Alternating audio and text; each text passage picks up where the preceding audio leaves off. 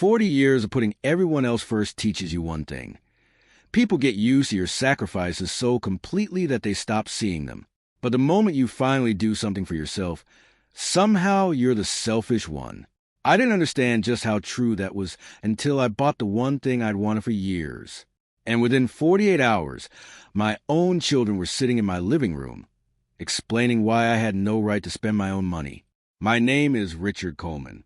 I'm 70 years old, and I live in Carmel, Indiana, in a quiet neighborhood just a few minutes from Westfield Boulevard. My wife, Linda, and I called the same house home for more than 2 decades. The maple tree out front was barely taller than me when we moved in. Now it shades half the driveway every summer afternoon. Most people around here know me as a retired purchasing executive who always waves while mowing the lawn. They don't know much else, and honestly, that's exactly how I like it.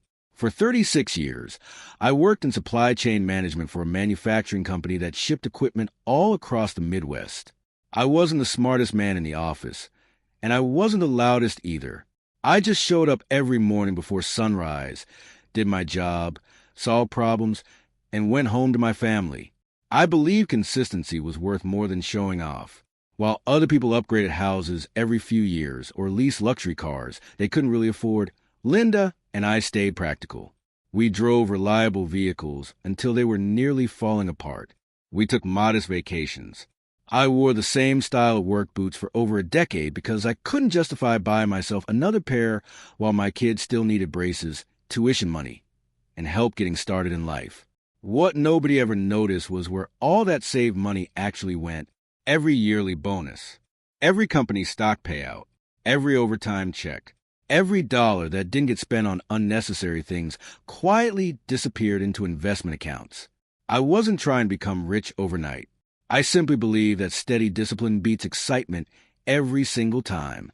After 30 years, those accounts had grown into something I was proud of, not because they made me wealthy, because they represented thousands of mornings when I chose responsibility over comfort. That was my reward, or so I thought. My 70th birthday landed on a Thursday near the end of June.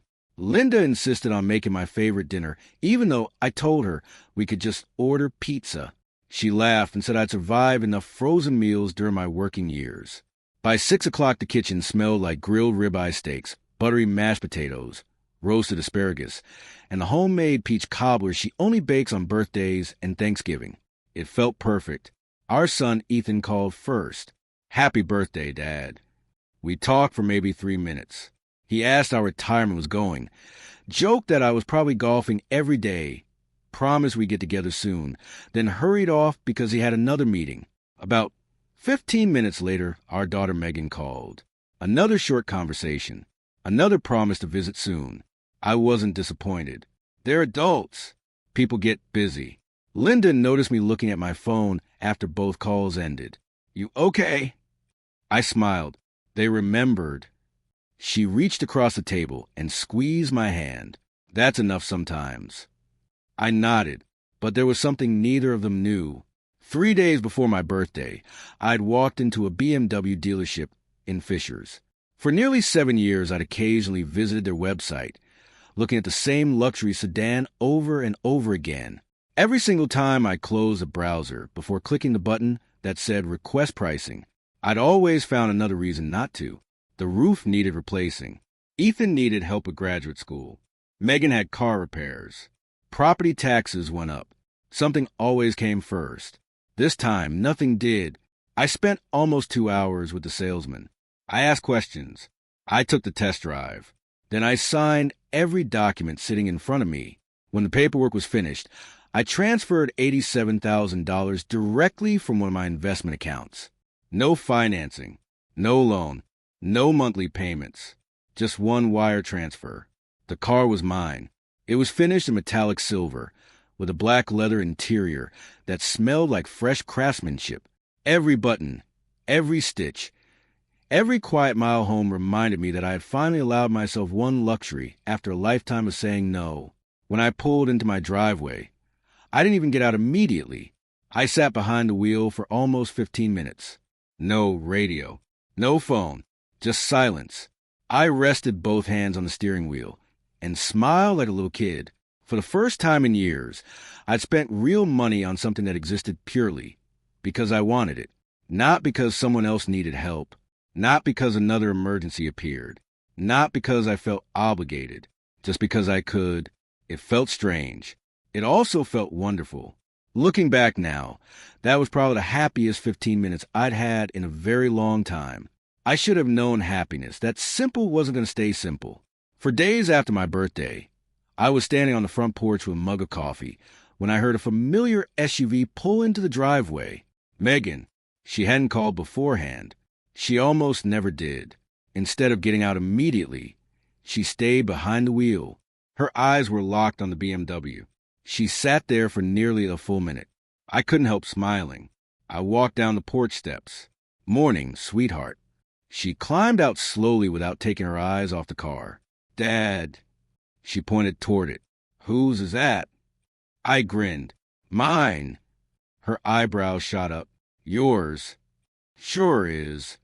She walked around it once, studying every inch as if she were inspecting evidence at a crime scene. "When did this happen?" "Last week." "You bought this?" "I did." She stopped walking and folded her arms. "How much?" I answered honestly. 87,000. She stared at me. No smile. No congratulations. Nothing. Her mouth opened slightly, then closed again. Finally, she rubbed her forehead. "You're serious?" I wouldn't joke about buying a car. For several seconds, she didn't say another word. Then she pulled her phone from her purse before she'd even reached her own vehicle. I watched her drive away while already talking to someone. I didn't need to guess who. I knew exactly who she called. The next morning, just after breakfast, another vehicle rolled into the driveway. This time it wasn't only Ethan. Megan was riding with him. Whenever my kids showed up together without warning, experience had taught me one thing. They'd already had a conversation before arriving. And conversations like that usually meant they weren't coming for coffee. Linda noticed them before I did. She was rinsing dishes in the kitchen when she glanced out the window and quietly sighed. "They're both here." I looked up from the newspaper. "I see that." She dried her hands on a towel and gave me a look I'd come to recognize after 40 years of marriage. "Just try to be patient." I smiled. "I already know why they're here." They walked inside without their usual jokes or smiles. No hugs. No asking how we'd been. No comments about the new flowers Linda had planted along the front walkway. Instead, Ethan headed straight for the living room and sat on the couch. Megan chose the armchair by the window, the same chair she'd loved since she was a little girl. Linda quietly brought in a pitcher of iced tea. "Anybody want something to drink?" "We're okay, Mom," Ethan answered quickly. His voice carried that careful tone people use when they've rehearsed a difficult conversation. Linda looked at me. I simply nodded. She understood. She placed the glasses on the coffee table anyway and stepped back toward the kitchen, staying close enough to hear if things became uncomfortable. For several long seconds, nobody spoke. Finally, Ethan leaned forward and rested his elbows on his knees. "Dad, we need to talk." I figured. It's about the BMW. I suspected as much. He exchanged a quick glance with Megan before continuing. "Dad, $87,000? He said the number like it was something shameful. "It's a nice automobile," I answered calmly. "That's not the point." "No." Megan finally joined in. "We're honestly worried." "Worried about what?" She searched for the right words. "You're 70 now. I notice. You should be protecting your savings." "I am." She frowned. "Buying a luxury car isn't protecting your savings." I leaned back comfortably. "I didn't borrow a dollar." "That isn't what I mean. I paid cash." "Dad." "I planned for that purchase for years." Ethan shook his head. "But why spend that much?" "Because I wanted to." The room fell quiet again. That answer clearly wasn't the one either of them expected. Megan folded her arms. "You've never spent money like that before." "That's true. So why now?" I smiled. Maybe because I finally realized I'd spent 40 years buying things everyone else needed. Neither of them responded. Instead, Ethan took another approach.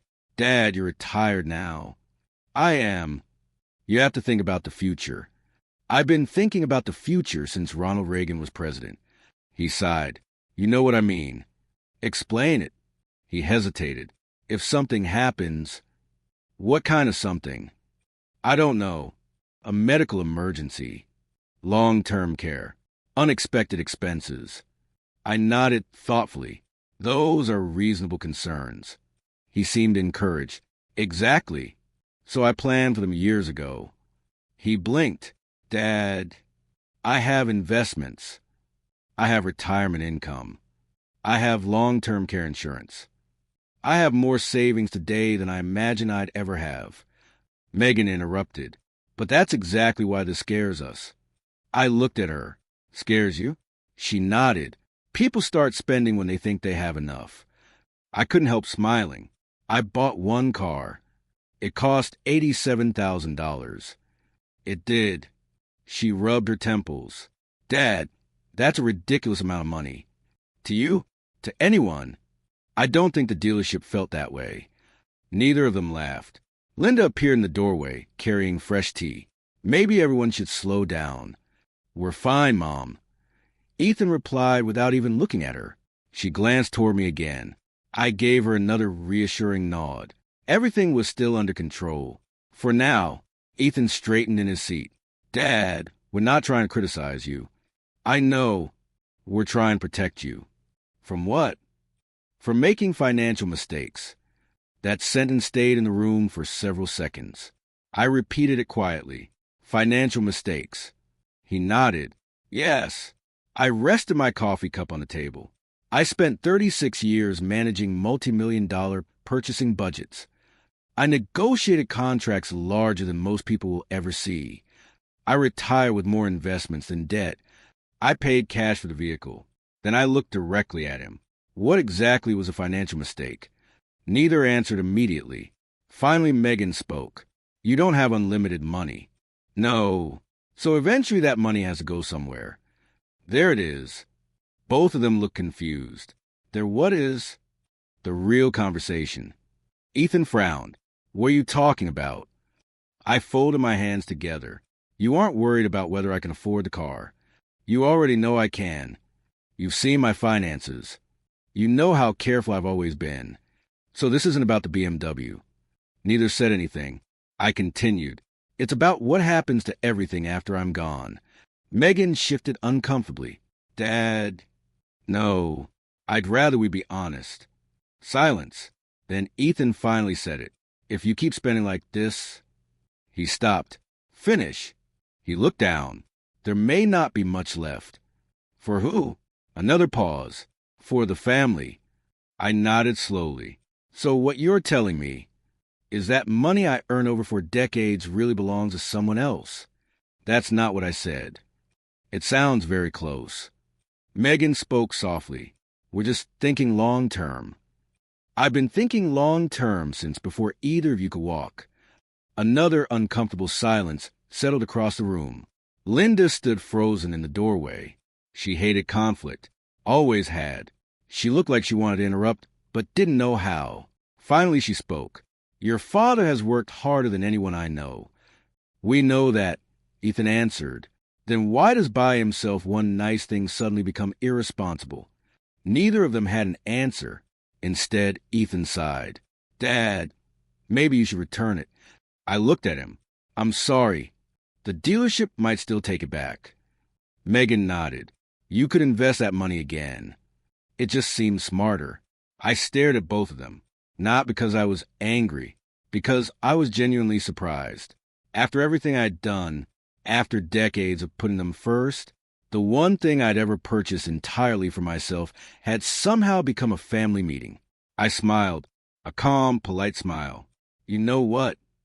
Both of them looked hopeful. Maybe you're right. Their shoulders relaxed almost immediately. Really, I've probably been spending too freely. Ethan actually smiled. I'm glad you understand. I do. I should start cutting back. Exactly, Megan agreed. I think that's a responsible choice. Oh, I absolutely agree. I stood up, so let's eat. The rest of the afternoon passed almost normally. Linda served lunch. We talked about work, vacations, football, neighbors, and everything except money. By the time they drove away, both Ethan and Megan looked relieved. They truly believed they convinced me. Linda watched their SUV disappear around the corner before turning toward me. "You aren't returning that car." "No, I didn't think so." She studied my face carefully. "What are you thinking?" I smiled again. "The kids are right." She raised one eyebrow. "They are. I've been spending too much money." She looked confused. "Richard, I think it's finally time to cut back." That evening, after Linda had gone to bed, I walked into the small office at the end of the hallway, the room my children had always called Dad's office. I turned on the desk lamp, opened my laptop, logged into my accounts. 43 recurring monthly payments appeared on the screen. Some were large, most were small. Every single one benefited either Ethan or Megan. I quietly took a sip of coffee, moved the mouse to the first payment, and clicked cancel. The first payment was Ethan's car lease, a little over $760 every month. I've been covering it for almost 3 years. When he signed the lease, he told me it would only be temporary until he received a promotion. The promotion came. The payment stayed. I clicked cancel. The banking website asked if I was sure. I didn't hesitate. Yes. The confirmation appeared instantly. 1 down, 42 left. Next came Megan's apartment assistance. Every month, I quietly transferred $950 into her checking account, so her rent wouldn't feel overwhelming. She never had to ask. The money simply appeared. She'd gotten so accustomed to it that I doubted she'd even notice the transfer date anymore. Cancel. Then her phone bill. Cancel. Her streaming subscriptions. Cancel. Internet service. Cancel. Her premium gym membership. Cancel. Dental reimbursement plan. Cancel. The list just kept going. I wasn't angry. That surprised even me.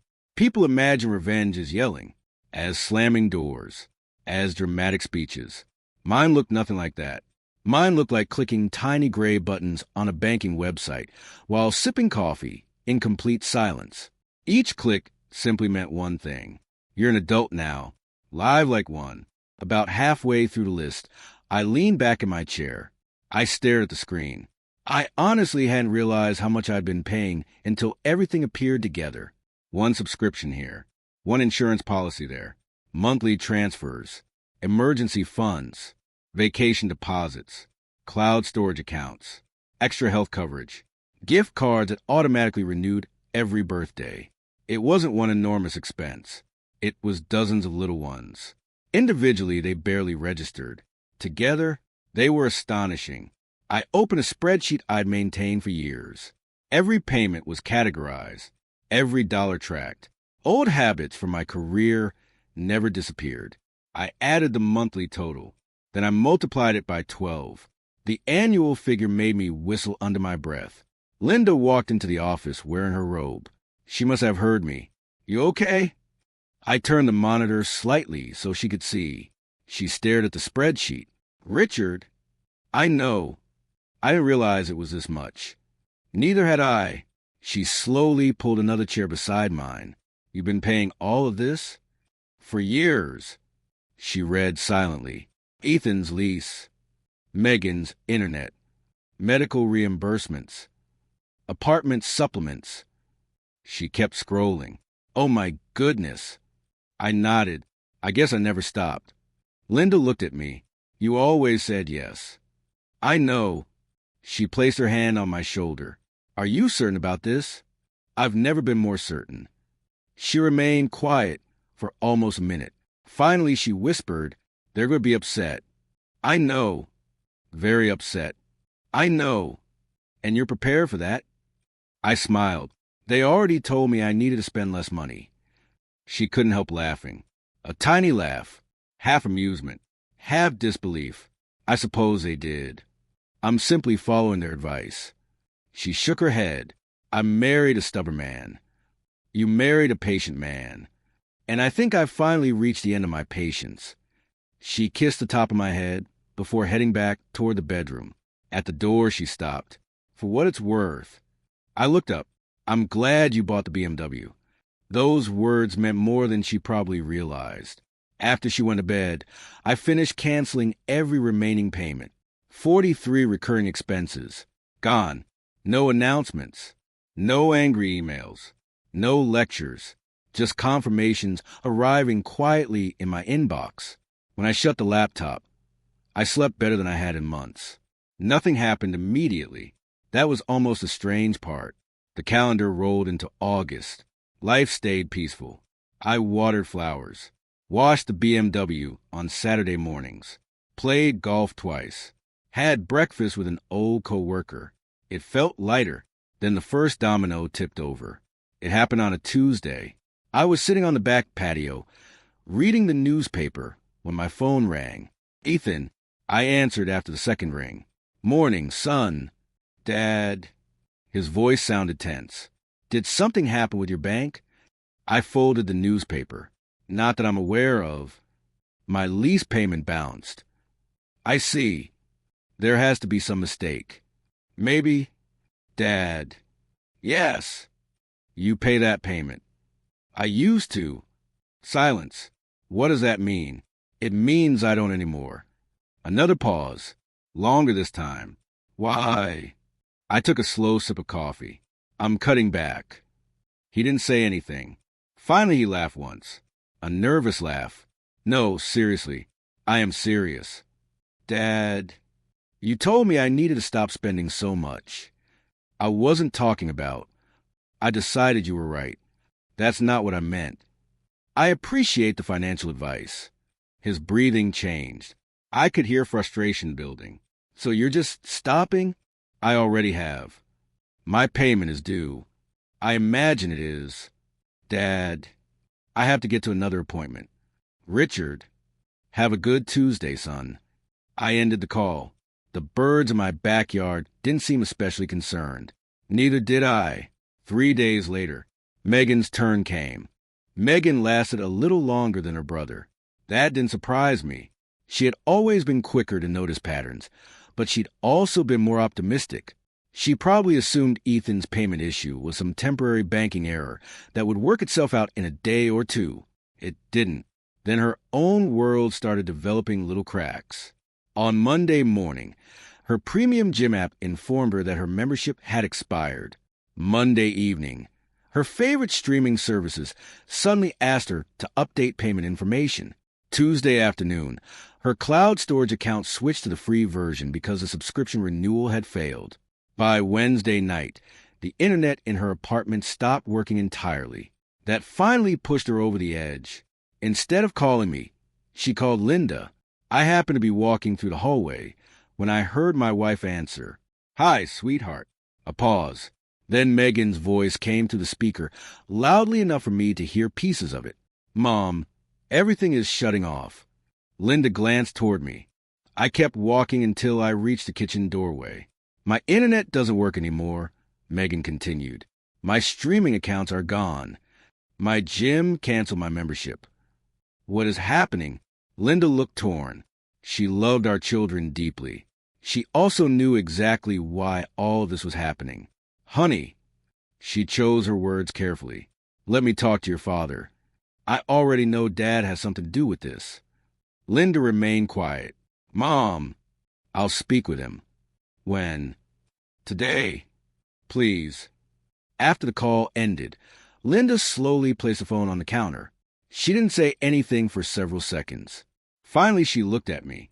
Richard. Yes. You canceled her internet. I did. She works from home 2 days every week. Then she'll probably want to call the provider and open an account in her own name. Linda sighed. You know she wasn't expecting this. Neither was I when they told me how I should spend my retirement. She leaned against the counter. She's 28. I know. Things are expensive now. I know. Maybe. She hesitated. Maybe the internet wasn't the one to cancel. I smiled gently. Linda. She folded her arms. What? How much does a home internet plan cost? I don't know. $60? Maybe. 70. Somewhere around there. I nodded. If a 28-year-old professional can't budget $70 a month, I let the sentence trail off. Linda understood exactly what I meant. She looked toward the backyard for a long moment before speaking again. I hate being in the middle. I know. I love both of you. I know. I also think. She stopped herself. What? I think you finally realized something that probably should have happened years ago. I smiled. I think so, too. By the second week of August, another small surprise was waiting for both kids. Their phones still worked. They could still make calls. They could still send text messages. But mobile data had become almost useless. Both of them were still on my family wireless plan. Instead of canceling their lines completely, I'd simply removed unlimited data and switched each number to the most basic package available. Technically, they still had service. Practically speaking, loading a map felt like waiting for paint to dry. Ethan called first. Again. Actually, he called 4 times. I answered the 4th. Dad. He sounded irritated before I even spoke. Morning. My phone barely works. I'm sorry to hear that. I've spent the entire day trying to download files. I see. It takes forever. Technology can be frustrating. Dad. Yes. You changed something. I did. Why? I'm reducing expenses. I wasn't talking about phone bills when we talked about the BMW. You told me I had too many unnecessary expenses. He exhaled loudly. No, I said. I listened very carefully. You know this isn't the same thing, doesn't it? Silence. My phone has been on your plan since college. I know. You've always paid it. I also paid for your first apartment. He didn't answer. I paid your car insurance. Silence again. I covered your graduate school books. Nothing. I helped furnish your first house. Still nothing. Then I asked quietly, Tell me, Ethan, at what point were you planning to take over those responsibilities yourself? He didn't have an answer. Instead, he asked another question. How many things did you cancel? I smiled even though he couldn't see it. A lot. A lot. Enough. He breathed out slowly. This is about the car. No, it absolutely is. No.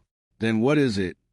I looked across the backyard toward the BMW sitting in the driveway. Sunlight reflected across the hood. It's about something much bigger than a car. Before he could answer, I wished him a pleasant evening and ended the call. That Friday, Linda finally reached her limit. She didn't raise her voice. She never had. She simply walked into the kitchen while I was making coffee and quietly sat across from me. Her hands were folded together. She looked tired. Richard. Morning. Ethan received another late notice. I nodded. I figured. If he misses one more payment, it'll affect his credit. I understand. She swallowed. Megan called crying. That caught my attention. She cried. Linda nodded. She says she can't keep paying rent and all her own bills without your help. I slowly stirred my coffee.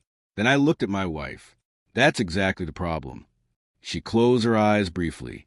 I knew you'd say that. It's true. They're still our children. They're adults. They're our children. They're adults who came into my home and told me I shouldn't spend my own retirement money because it should eventually belong to them. Linda lowered her eyes. They didn't mean it like that. I waited. She couldn't continue. Finally, I asked softly, Then how do they mean it? She had no answer. Neither did I. I reached across the table and gently took her hand. I'm not doing this because I hate them. I know. I'm doing it because I love them enough to stop making life too easy. A tear formed in the corner of her eye. I just don't want to lose them. You won't. She searched my face. How can you be so sure? Because one day, I squeezed her hand. They're going to realize this was never about $87,000. It was about everything that came before it. Linda nodded slowly. That was the last time she asked me to reverse my decision.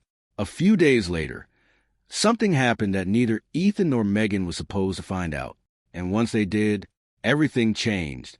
I opened the front door before either of them had a chance to knock. Right on time. Ethan forced a smile. Didn't want to keep you waiting. Megan held up a paper bag. I picked up your favorite cinnamon rolls. That was thoughtful. Linda welcomed them with a hug. And within a few minutes the house felt almost normal again. The smell of baked pasta filled every room. She'd made her famous baked ziti with Italian sausage, garlic bread fresh from the oven, and a salad exactly the way the kids had loved since they were teenagers. For a little while, it almost felt like nothing had ever happened. We sat around the dining table laughing about old vacations. Ethan told a funny story about someone from work. Megan talked about a neighbor whose golden retriever had escaped 3 times in 1 week. Linda smiled more than I'd seen her smile in months. I let the conversation continue. There was no reason to rush. Some discussions deserve a full stomach first. After dessert, I stood up. Let's move into the living room. The room suddenly became quiet. Both of them knew.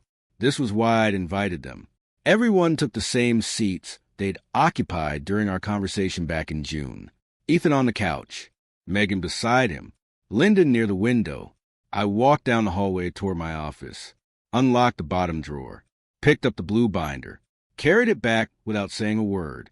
I sat across from my children and carefully placed the binder on the coffee table. Nobody reached for it. Not yet. Finally, Ethan cleared his throat. Dad. I raised one hand. Just listen. He nodded. I've had a lot of time to think over the past few months. So have we, Megan said quietly. I'm sure you have. I rested both hands on top of the binder. When you came here in June, you told me I'd made an irresponsible financial decision. Neither of them interrupted. You said I was spending money that should have been protected. I looked from one child to the other. You remember saying that? Both nodded. I do. I replayed that conversation more times than I can count. I opened the binder. The first page contained nothing but a summary. 43 recurring monthly expenses, years of payments, categories, totals. I turned the binder toward them. Start here. Ethan leaned forward first. Megan moved closer beside him. Their eyes scanned the page. The room stayed completely silent. Ethan slowly turned the next page. Then another. Every page listed another category. Vehicle expenses, rent assistance, insurance, phone plans, medical bills, education, streaming services, emergency transfers, home repairs, travel costs, wedding expenses, furniture, security deposits, moving expenses, vacation gifts, everything. Every payment included the date, the amount, how many months I'd paid it, the total cost. After several pages, Ethan stopped turning. He stared at the spreadsheet. His face had gone noticeably pale. Megan quietly covered her mouth with one hand. Neither of them looked at me. They just kept reading. I didn't say anything. The numbers spoke much louder than I ever could. After another minute, Ethan reached the final page. His eyes stayed fixed on one number. Finally, he whispered, Dad. His voice barely came out. This total. I know. He swallowed. It says. He looked at me. $1,243,000. Approximately. The room became so quiet, I could hear the grandfather clock in the hallway. Tick, tick, tick. Megan slowly lowered the binder onto her lap. She couldn't finish. Ethan looked back through several pages, as if he believed the total had to be wrong. It can't be. It is. You've spent. He shook his head. All of this on us? Over about 22 years. Linda quietly watched from across the room. She hadn't seen the final total until now either. Even she looked stunned. I leaned forward. I want to ask both of you one question. Neither answered.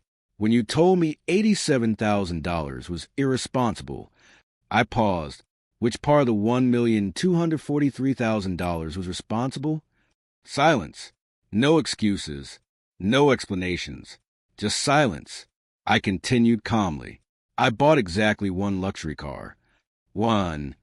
After spending decades quietly investing in both of your lives. I never asked for recognition. I never expected repayment. I never kept score. I gently tapped the binder. I only made this because I realized something. They looked up. I had made giving so normal that eventually you stopped seeing it as giving. You started seeing it as yours. Megan's eyes filled with tears. Dad, no, please let me finish. She nodded. I wasn't angry because you questioned the car. I was hurt because neither of you asked a single question about why I finally decided to do something for myself. You didn't ask whether I planned for it. You didn't ask whether I could afford it. You didn't ask whether I'd been dreaming about it for years. You immediately worried about what it meant for your future. Ethan slowly lowered his head. I know. No, you know now. Back then, you didn't. I reached into the binder and removed a second folder. This one was much thinner. I placed it beside the first. My attorney prepared this in July. Both of them immediately looked at it. It's my new estate plan. The room became tense again. I transferred everything into a revocable living trust. Neither spoke. The money is still intended for both of you. Both visibly relaxed for half a second. Then I continued. But it no longer comes without conditions. The relief disappeared. Ethan frowned. What kind of conditions? I opened the document. Ethan, you must maintain full-time employment continuously for 2 years before receiving any distributions. He blinked. What? Megan, you must support yourself completely for 18 consecutive months without financial assistance from me. Her eyes widened. Dad, I held up my hand again. I'm not doing this to punish either of you. I'm doing it because I finally realized something. What? You've both become successful adults.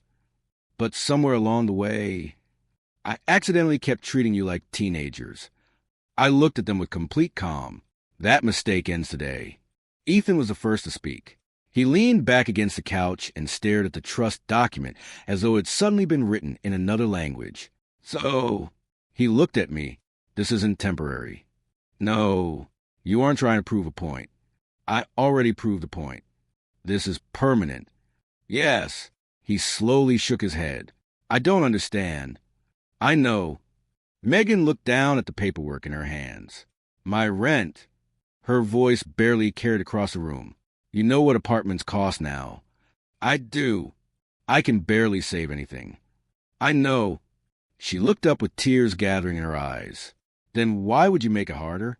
Because solving that problem with my checkbook never actually solved the problem. Neither of them answered. I continued. If your salary isn't enough to support the life you're living, then something has to change. What?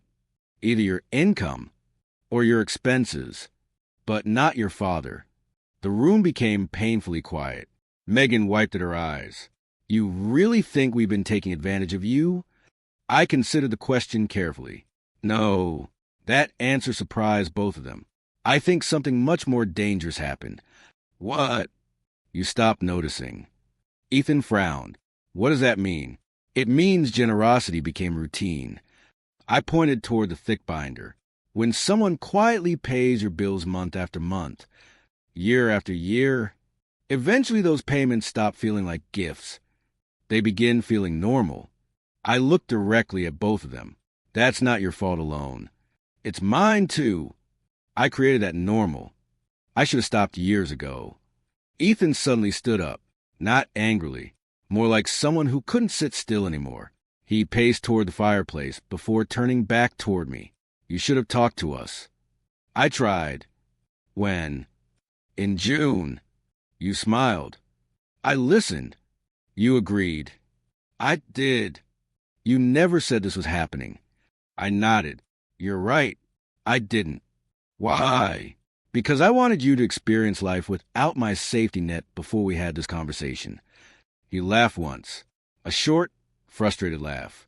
You know what these last 2 months have been like? I imagine they've been stressful. My lease payment bounced. I know. I had to borrow money from a friend. I know. My savings disappeared. I know. I've been worried every single day. I nodded again. And yet, I paused. You solved every problem. He stopped walking. What? You found the money. You adjusted. You kept your job. You figured it out. I smiled. You've already proven you can live without me paying your bills." He looked at the floor. For the first time all afternoon, he didn't have a response. Megan finally spoke again. "This isn't fair." I looked at her. "Why?" "You changed the rules."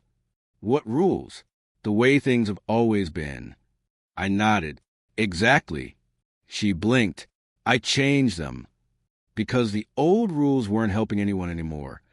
She stared at me. "You know, I honestly thought you'd help us forever. I know you never complained. I know you never asked for anything. I know you always said family takes care of family." "It does." "Then why stop now?" I smiled sadly. "I'm still taking care of my family." She looked confused. "No, you just don't recognize what it looks like anymore." Linda finally spoke. It was the first time she'd interrupted all afternoon. She looked at both of our children. "Your father isn't trying to push you away." Neither answered. "He's trying to make sure you never need someone else to rescue you after he's gone." Her voice trembled slightly. "One day, your dad won't be sitting in this chair anymore." That sentence hit the room harder than anything I'd said. Linda swallowed.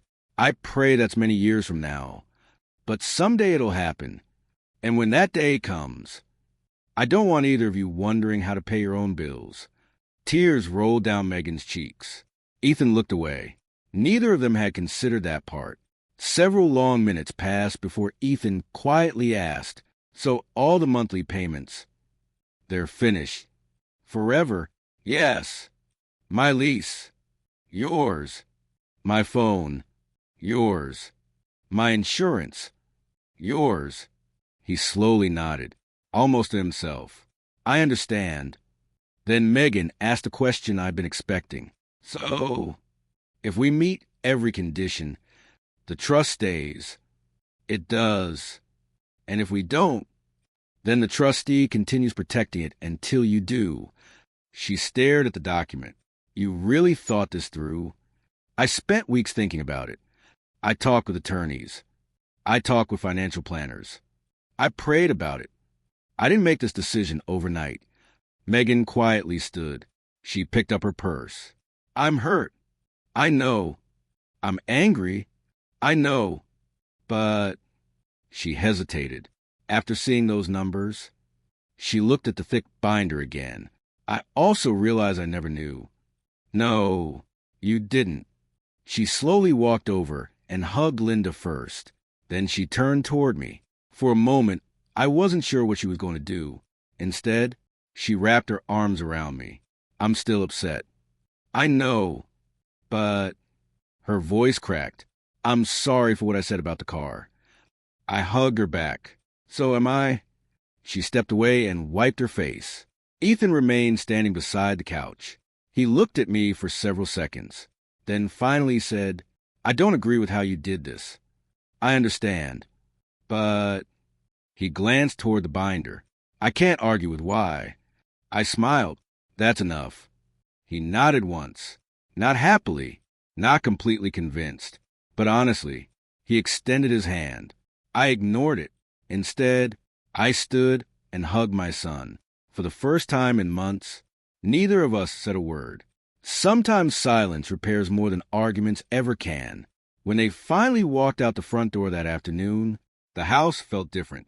Not emptier, lighter, like something difficult had finally been said that should have been said years earlier. Linda slipped her hand into mine as we watched their SUV disappear down the street. "Do you think they'll be okay?" I looked toward the silver BMW sitting in the driveway, then back at the road where our children had just driven away. "Yeah." I smiled. "I think, for the first time in a long time, they actually will be." Months later, both of them were paying their own way. Ethan refinanced his lease and built a real emergency fund. Megan found a better paying position, adjusted her budget, and eventually called to tell me she covered every bill herself for an entire year. She sounded prouder than I'd ever heard her. As for me, I still drive that silver BMW. Every time I slide behind the wheel, I don't think about the money. I think about the lesson.